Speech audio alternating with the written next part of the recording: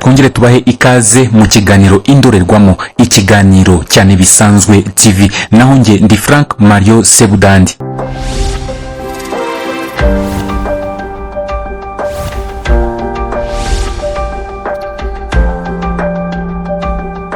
Uyu munsi rero habyutse inkuru y'akababaro cyane, aho cyane abantu bamenyereye neza umuyobozi mukuru w'ikigo cy'igihugu gishinzwe igororamuco National Rehabilitation Service NRS. Uyu na wundi ni Bosenibamwe Aime. Yitabye Imana kuri uyu wa gatandatu tariki 23 Gicurasi 2020 azize uburwayi mu bitaro bikuru bya Kibuye.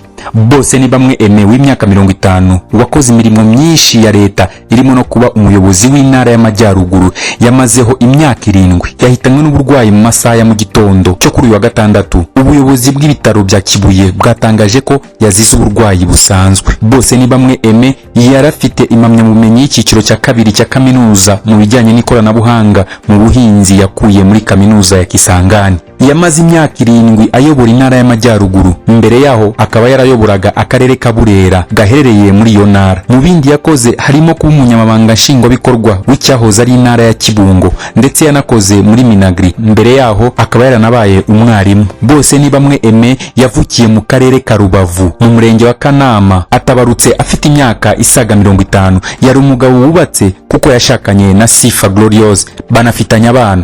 Kuwa gatanu tariki ya 30 Kamena mwaka wa 2017 nibwo yagizwe umuyobozi mukuru w'ikigo cy'igihugu gishinzwe igororamuco, nk'uko byavuzwe mu itangazo ry'ibyemezo by'inama y'abaminisitiri yabereye muri village Urugwiro iyobowe na Perezida wa Repubulika Paul Kagame. Bosenibamwe Aime yibukirwa kuri byinshi yakoze mu guteza imbere Intara y'Amajyaruguru ubwo yari guverineri wayo, ndetse kwicisha bugufi n'umurava nibyo byamurangaga.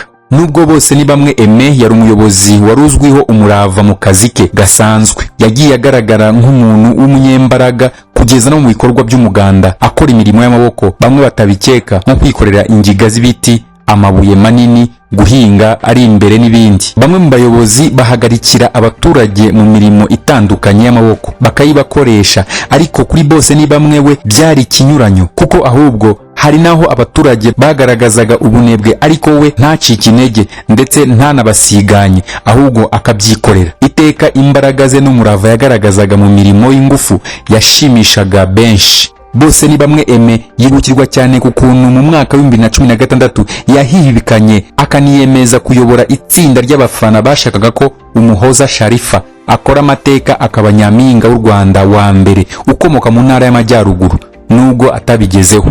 Ngayo nguko incamake y'amateka ya Bosenibamwe Aime. Gusa yari umugabo w'intwari, akomeze agire iruhuko ridashira, kandi n'abantu bose cyane abo yabereye umuyobozi mu Majyaruguru kuri bo nakababaro cyane. Ariko reka tubabwire ngo twihangane, kuko mu isi nuko bigenda. Iyi ni Bisanzwe TV, ikiganiro n'indorerwamo. Naho ngiye ndi Frank Mario Sebudandi. Naho utaha Imana ibarinde.